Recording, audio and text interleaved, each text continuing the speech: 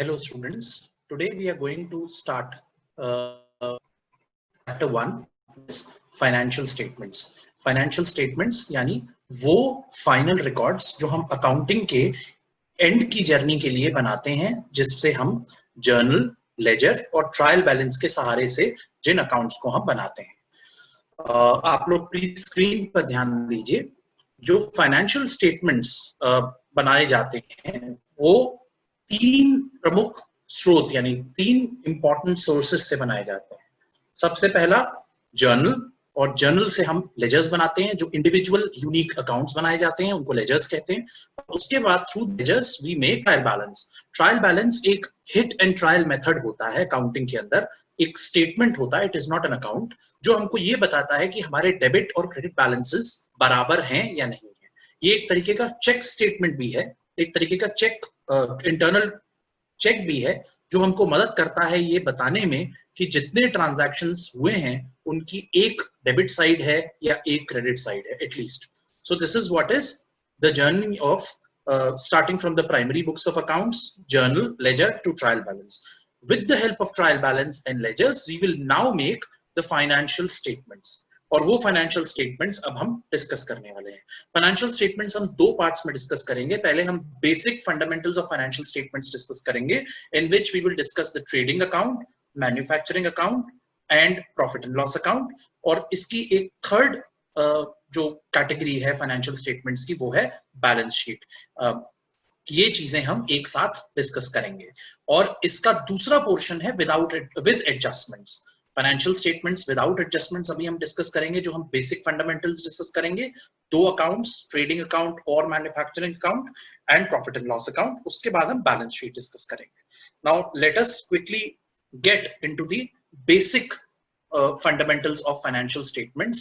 Financial statements comprise of three different type of statements or accounts. The first one is trading or manufacturing account. Second one is profit and loss account, and the third one is balance sheet. Trading, manufacturing account और profit and loss account एक साथ बनाया जाता है। इसके principles हम अभी discuss करेंगे। However, these two are types of accounts. इसमें हम डेबिट और क्रेडिट साइड में जैसे जर्नल बनाया जाता है, लेजर बनाया जाता है, उसी के बेस पर इसके अंदर पोस्टिंग्स करते हैं। Balance sheet is a financial purely statement, it is a pure statement, it is not an account. और इसके अंदर डेबिट और क्रेडिट साइड नहीं होती है। There are two sides, assets and liabilities, and we will discuss in detail what are those two sides and how do we post different entries from ledger and trial balance into the three accounts: trading, manufacturing and profit and loss account, or the financial statement, the final financial statement, which is balance sheet. तो हम उसको एक एक करके अब discuss करेंगे। तो अगर आप स्क्रीन पर देखेंगे कि what is the meaning of financial statements? Financial statements defines the end journey of the accounting practices. It also defines the final promulgation of different financial and other transactions related to business into a final form of trading account, profit and loss account and balance sheet. Trading account and manufacturing account will give you the ultimate gross profit, which also is taken forward to the profit and loss account, which gives you the final net profit. Net profit is the final figure which is gained by a business over a period of accounting cycle from different income and expenditures. Trading and profit and loss account taken together is called income statement. The statement prepared to know the financial position of the business is called balance sheet. जैसे मैंने आपको बताया, income statement जो है वो trading account, manufacturing account या profit and loss account है, while once these three income statements are collated, finalized and consolidated, the net profit is transferred into the balance sheet, which tells the financial position of any enterprise or any business. और ये तीनों accounts, income statement और balance sheet हम ledger और trial balance के basis पर बनाते हैं, जो हमने preliminary books of accounts या उसके बाद secondary stages में बनाए। Hence, एक जो basic ground rule या thumb rule है वो ये कि जो तीन accounts हमने पढ़े थे पर्सनल, नॉन पर्सनल के अंदर रियल अकाउंट और नॉमिनल अकाउंट, और उसके बेसिक रूल्स, उन्हीं के बेस पर ये फाइनेंशियल स्टेटमेंट्स भी बनाए जाते हैं इनडायरेक्टली, क्योंकि उनके बेस पर आप जर्नल एंट्रीज पास करते हैं, उसके बाद लेजर में पोस्टिंग करते हैं और ट्रायल बैलेंस को बना करके देखते हैं whether your ledger and journal postings are correct और नॉट, और उसी के बेस पर, ट्रायल बैलेंस के बेस पर ही ये बनाया जाता है। तो indirectly the financial statements are also based on the fundamental rules of 3 types of accounts, personal, real and nominal. तो इसको हमें हमेशा ध्यान में रखना है कि जो फाइनेंशियल पोजीशन बैलेंस शीट से नजर आती है किसी भी ऑर्गेनाइजेशन की, किसी भी कंपनी की, किसी भी एंटरप्राइज की, या जो इनकम स्टेटमेंट के अंदर एलिमेंट्स नजर आते हैं, वो बेसिकली अराइज होते हैं, शुरू होते हैं जर्नल बनाने से, लेजर बनाने से, और जिनको बनाने के लिए फंडामेंटल रूल्स का इस्तेमाल होता है अकाउंटिंग के अंदर, and those rules are related to personal account, real account and nominal account. So every business transaction is split into these 3 types of accounts, and then the basic rules of each of the account is used to pass the journal entries, post them into the unique ledger accounts, make a hit and trial balance, and on the basis of trial balance prepare the financial statements. अब what are the objectives of making financial statements? जब हमारे पास पहले से journal available है, trial balance available है, laser available है, then what is the meaning of making financial statements? Journal, ledger और trial balance clear financial position state नहीं करते हैं, फाइनल फाइनेंशियल पोजीशन स्टेट नहीं करते हैं, results of business activities state नहीं करते हैं। अगर किसी को लेजर अकाउंट्स दिए जाएं और उससे पूछा जाए कि final position of financial statement बताई जाए या फाइनल फाइनेंशियल पोजीशन क्लियर की जाए, तो वो नहीं बता पाएगा, क्योंकि लेजर अकाउंट्स यूनिक होते हैं और बहुत सारे होते हैं, उनको पढ़ पाना नॉन अकाउंटिंग लोगों के लिए बहुत मुश्किल है। वाइल अभी जब हम फाइनेंशियल स्टेटमेंट्स को आगे रिव्यू करेंगे, देखेंगे, तो उसमें हम लोग ये चीज पाएंगे कि फाइनेंशियल पोजीशन क्वाइट क्लियर होती है, और जिन लोगों का अकाउंटिंग की फील्ड से या बिजनेस की फील्ड से कम लेना देना है, वो भी उस स्टेटमेंट को पढ़ करके, बैलेंस शीट को पढ़ करके फाइनेंशियल पोजीशन का ठीक ठाक अंदाजा लगा लेते हैं। So financial statements are basically the summary statements of all the journal, ledger and trial balances. All the accounts which have been created, posted across ledgers, they have been summarized into simple income statements, trading and profit and loss account, and the final financial statement, which is balance sheet. Balance sheet simplifies and provides the result of all the business activities. It also ascertains the financial position of business. तो financial position of business, जैसा मैंने बताया, जो आपका final financial statement है, balance sheet, उसके अंदर assets और लायबिलिटीज होती हैं। For people who are professionals in the field of accounting, they will understand the meaning of assets and liabilities very clearly. However, people who are having a very basic knowledge of business and accounting, they would also be able to understand the financial position of business looking at the balance sheet. तो assets पूरी organization में कितनी है, कितनी assets की value है, किस तरीके की वो assets हैं at the end of that financial period, और उसके बाद जो liabilities, जो चीज हमको अभी अपनी एज अ ड्यूटी डिस्चार्ज करनी है in terms of payment, the money that we owe to other organizations, to other people, to other individuals, that is also very clear through the liability side of the balance sheet. Correct decision making. Look, अगर आप financial position देखें जो balance sheet में है, and if you look at the income statement in which you basically see income and expenditures during the financial year, you will be able to take right financial decisions at the right time for the business. It will give you both effectiveness as well as efficiency in running the business, so that you can curb your additional expenditure, you can look at the additional sources of income, and will also be able to balance the assets and liabilities for the future course of action of the business. तो ये चीजें financial statement से आपको पता चलती हैं।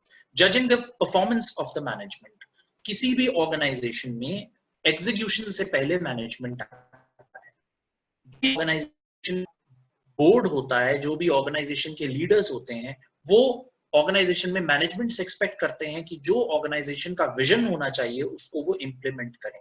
Financial statement summary form में management की परफॉर्मेंस बोर्ड को दिखाता है या कंपनी के लीडर्स को दिखाता है, जिससे पता चल जाता है कि किस तरह से ऑर्गेनाइजेशन के अलग अलग रिसोर्सेस का यूज बिजनेस कर रहा है, मैनेजमेंट कर रहा है बिजनेस के लिए और बिजनेस को आगे बढ़ा रहा है, बिजनेस की एफिशिएंसी और इफेक्टिवनेस को इंप्रूव कर रहा है। अगर ऐसा नहीं होता है तो ये भी फाइनेंशियल स्टेटमेंट से बहुत क्लियरली पता चल जाता है और मैनेजमेंट की को इवैल्यूएट करना बहुत होता है। Ascertaining the cash position of the business. The most important aspect in today's business environment is the liquidity of business. Liquidity का मतलब कैश पोजीशन, कितना कैश या कितने लिक्विड एसेट्स एक ऑर्गेनाइजेशन या एक एंटरप्राइज के पास है, ये फाइनेंशियल स्टेटमेंट से एक व्यू में पता चल जाता है। So financial statements provide you a single eye view of the cash position, cash flows and outflows of the business, inflows and outflows of cash into the business and outside of the business, and it also helps you to plan your liquidity coming years. And because cash is the most important point of the business, it helps you in making payments on time, it helps you to realize payments from the debtors in the business, and it also helps you to direct cash in the right positions of financial resources in the business. इसके लिए जो financial statements हैं ये बहुत important होते हैं। Now we move to the next topic, which is classification of financial accounts. Financial accounts दो हिस्सों में बनाए जाते हैं, income statement and position statement और balance sheet. Income statement के अंदर हम trading account या फिर manufacturing account बनाते हैं और दूसरा प्रॉफिट एंड लॉस अकाउंट बनाते हैं। पोजीशन स्टेटमेंट को हम बैलेंस शीट कहते हैं या फाइनेंशियल पोजीशन स्टेटमेंट को हम बैलेंस शीट कहते हैं। इनकम स्टेटमेंट के अंदर जैसा कि the name suggest, income statement का मतलब होता है all the incomes and expenditures for the financial period are captured in the income statement and they are divided into two parts, trading account or manufacturing account and profit and loss account. Now कैसे इसके अंदर हम expenditures incomes को capture करते हैं इसको हम आगे डिस्कस करेंगे, बट उससे पहले हम ट्रेडिंग अकाउंट या मैन्युफैक्चरिंग अकाउंट के बारे में समझने की कोशिश करेंगे। अगर आप स्क्रीन पर ध्यान से देखें तो ट्रेडिंग अकाउंट जैसा ट्रेडिंग का मीनिंग होता है transfer of goods and services, exchange of goods and services का मतलब ट्रेडिंग होता है। तो अगर आपका बिजनेस किसी भी सामान या सर्विस, किसी भी गुड्स या सर्विस का ट्रेडिंग करता है, उसको एक्सचेंज करता है या ट्रांसफर करता है from one ownership to another ownership, उसको हम ट्रेडिंग अकाउंट, वहां पर हम ट्रेडिंग अकाउंट बनाते हैं इनकम स्टेटमेंट के तौर पर, राइट, जिसमें exchange of goods and services होते हैं। ट्रेडिंग अकाउंट किस चीज में हेल्प करता है? It defines the gross profit for us once all the important trading related expenditures and incomes are captured in the trading account income statement. It is again prepared in the T form. ज्यादातर accounts जो journal से लेकर laser तक हमने देखे T format में बनाए जाते हैं। T format is that half of the portion is called debit side, which is on the left side of the entire account, and half of the portion is credit side, which is on the right side of the entire account. अगर आप याद करें तो laser और trial balance भी लगभग इसी तरह से बनाया जाता है, जिसमें टी फॉर्मेट का यूज किया जाता है। Now if you carefully see, trading account के अंदर किस तरह के इनकम्स और एक्सपेंडिचर्स आते हैं। सबसे पहले तो हम इनकम और एक्सपेंडिचर का रूल याद कर लेते हैं एज पर द बेसिक अकाउंटिंग फिलॉसफी। जो अकाउंटिंग कॉन्सेप्ट है उसमें ये कहा जाता है कि all the incomes are credited and all the expenditures are debited. Expenditures अगर बढ़ते हैं या क्रिएट होते हैं तो उसको हम डेबिट करते हैं, और सारी इनकम उनको जो क्रिएट होती हैं, बढ़ती हैं, उनको हम क्रेडिट करते हैं। और अगर एक्सपेंडिचर्स कम होते हैं तो क्रेडिट किए जाते हैं, और अगर इनकम्स कम होती हैं तो क्रेडिट की जाती है। तो उसको हम धीरे धीरे करके इसको अब ट्रांसलेट करने की कोशिश करेंगे ट्रेडिंग अकाउंट के अंदर। अगर आप कोई ट्रायल बैलेंस देखें या कोई लेजर अकाउंट देखें तो उसके एंड में आपको ये पता चलेगा कि उस पर्टिकुलर यूनिक अकाउंट का डेबिट या क्रेडिट बैलेंस होगा। अब आपको असर्टेन करना है कि what type of expenditure, what type of income it is, if it is directly related to business or not। अब यहां पर आप दो नई चीजें सीखते हैं, डायरेक्ट एक्सपेंडिचर और इनडायरेक्ट एक्सपेंडिचर। डायरेक्ट एक्सपेंडिचर का मतलब है जो एक्सपेंडिचर जो बिजनेस से डायरेक्टली रिलेटेड है, जो ट्रेडिंग से डायरेक्टली रिलेटेड है, without which trading is not possible। और डायरेक्ट इनकम का मतलब ये होता है कि वो इनकम जिसका बिजनेस और ट्रेडिंग से डायरेक्ट लिंक है, डायरेक्ट, जिसके बिना बिजनेस नहीं चल सकता। तो अगर आप स्क्रीन पर दिखाए गए फॉर्मेट को देखेंगे, जिसमें लेफ्ट साइड में डेबिट साइड है, फॉर्मेट में आप हेडिंग्स में ध्यान से देखेंगे तो पर्टिकुलर्स, उसके बाद amount of the debit side, उसके बाद पर्टिकुलर्स और amount of the credit side.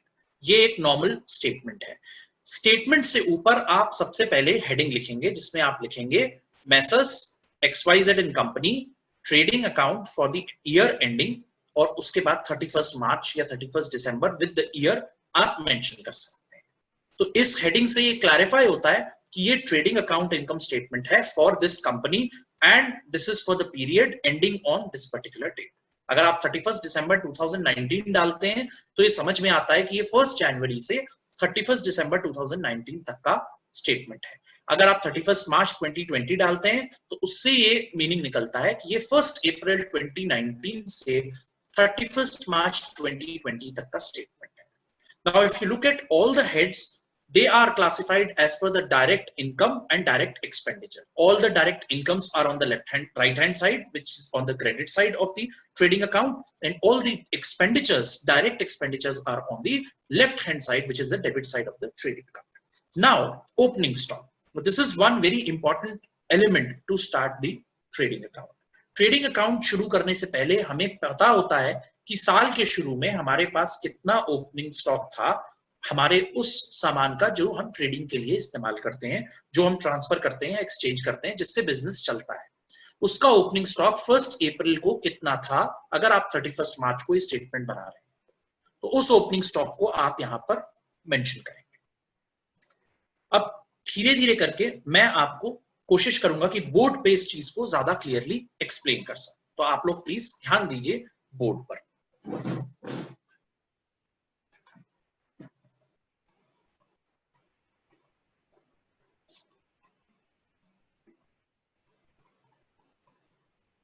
सबसे पहले आप हेडिंग लिखेंगे मैसर्स XYZ एंड कंपनी, उसके नीचे आप लिखेंगे trading account for the period ending 31st March 2020. I have assumed that the financial year ends on 31st March 2020. Now let us move ahead. What is the format? T format आप बना लीजिए। यहां पर आपका अमाउंट का column है और ये भी आपका अमाउंट का column. This is the debit side and this is the credit side.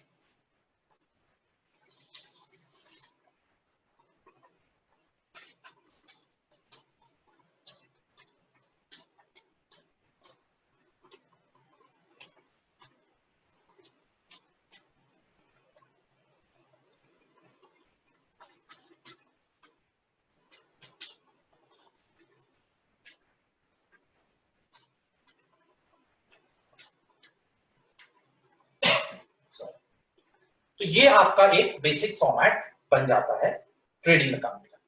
इसके बाद डायरेक्ट एक्सपेंडिचर्स यहां पर है, direct expenses related to business, इसको ध्यान देने की जरूरत है।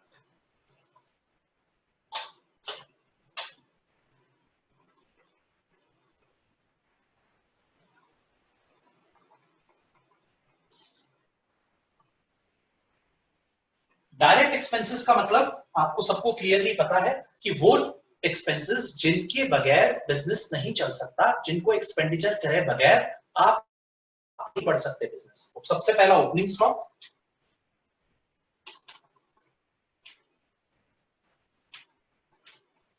फर्स्ट अप्रैल 19, वो स्टॉक जो आपके पास पहले से रखा था आप पहले उसे बेचते हैं और उसके बाद आगे का स्टॉक बेचते हैं जो आप नया खरीदते हैं during the year.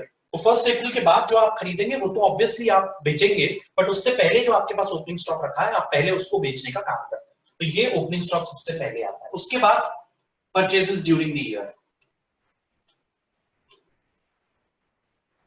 Purchases during the year second direct expenditure होता है for any organisation. However you will have to reduce the amount of purchases with the returns. The material that has been returned back to you after the material, sorry, I correct myself, the material that you have returned to the seller because of the defectiveness or additional material or over and above the order that has been supplied, तो वो returns हम इसमें से हटा देंगे. इसको कई बार आप outward returns भी बोलते हैं, purchase returns भी बोलते हैं, तो इसलिए मैंने उसको returns नाम से डिफाइन किया. और कौन से एक्सपेंसेस हैं जो हमारे इस कैटेगरी के अंदर आते हैं? वो एक्सपेंसेस जैसे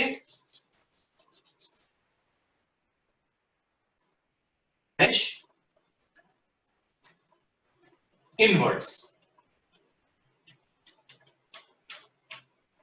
कैरेज इनवर्ड्स का मतलब है जो आप ठेले पर, ट्रक पर, ट्रैक्टर पर, जो भी तरीके से आप सामान को ट्रांसपोर्ट करके जब खरीद के लाते हैं, तो वो भी कॉस्ट आपको अपने डायरेक्ट एक्सपेंसेस में बतानी होती है, तो वो आप ट्रेडिंग अकाउंट के डेबिट साइड में लिखिए. कैरेज के अलावा फ्रेट, हालांकि फ्रेट अब बंद हो चुका है, लेकिन कई जगह बुक्स में आपको ये एग्जांपल दिख जाएगा.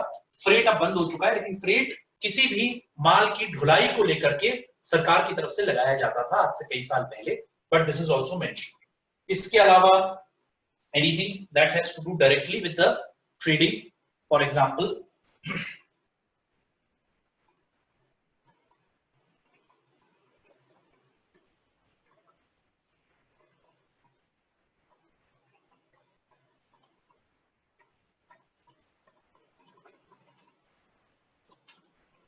labor charges that have been paid to the labor for carrying that particular load of material from truck to the godown or somewhere else, wherever you have utilized the labor and paid the labor in terms of the carriage as well as freight. और वो आपने जो सामान खरीदा उसके लिए आपने इसके ऊपर खर्चा किया. अब आती है कैटेगरी और which is indirect income. And the first and the very simple example of direct income is sales. And obviously अगर आपने सामान सेल किया है तो कोई ना कोई सामान डिफेक्टिव या किसी और वजह से अगर लॉट किया जाता है, that has to be deducted from it, which is called returns. It is also called inward returns and sales returns. तो ये आप सेल्स में से हटा देंगे तो नेट वैल्यू सेल्स की आपकी यहां पर आ जाएगी, जैसे परचेज की नेट वैल्यू यहां पर आएगी. So sales is the first type of direct income because आप जो सामान खरीद के लाते हैं उसकी ट्रेडिंग करते हैं, you transfer the ownership to somebody else and through the margin you try to earn the profit. Similarly,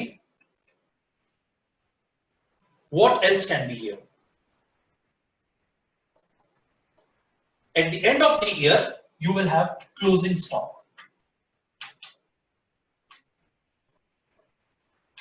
31st मार्च को जो क्लोजिंग स्टॉक आएगा वो यहां पर आएगा. So you have to be very very careful कि जो क्लोजिंग स्टॉक है वो 31st मार्च को यहां पर कैप्चर किया जाए. That is also an direct income for you, क्योंकि वो अब आपके पास है. Through the sale of this opening stock you will be able to make income because any which ways in coming days this will be converted into sales. That is the concept behind why closing stock has been mentioned as an indirect as a direct income. अब कुछ और examples हम screen पर देखने की कोशिश करेंगे.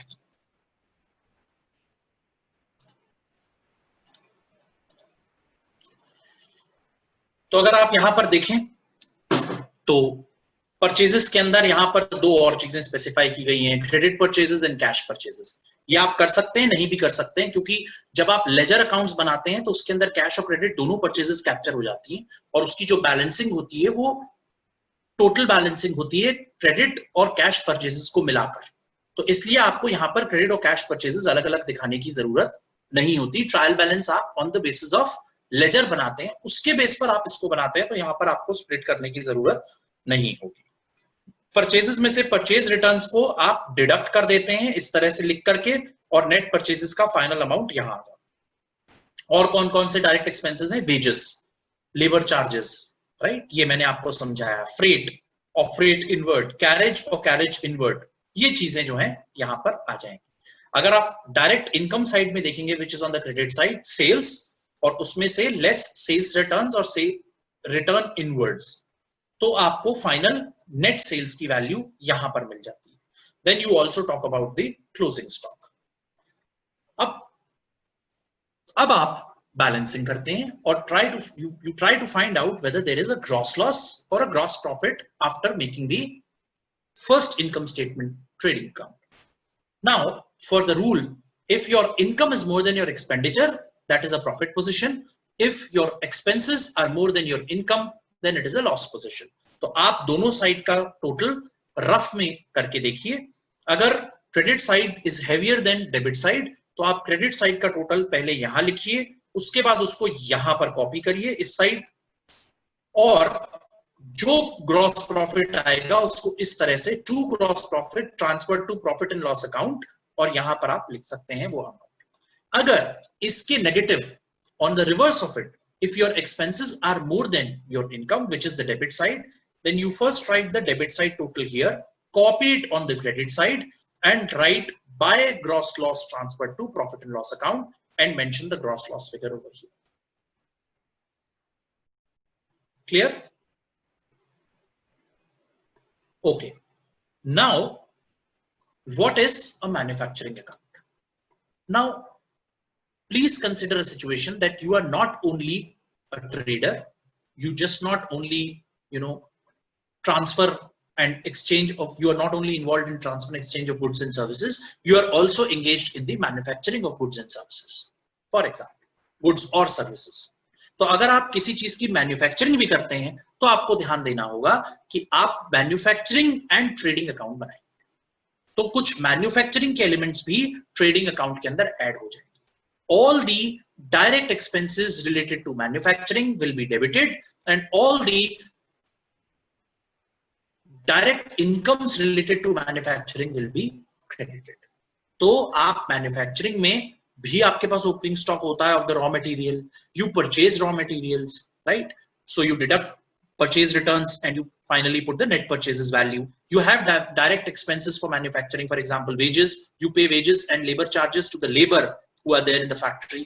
You pay freight inward for the material that has come in. You pay carriage for the material that has come in. Fuel and power, obviously जो फैक्ट्री की लाइटिंग है, फैक्ट्री की पावर जो आप यूज कर रहे हैं, इलेक्ट्रिसिटी आप यूज कर रहे हैं, फ्यूल आप यूज कर रहे हैं फैक्ट्री में, वो भी आप यहाँ पर करेंगे।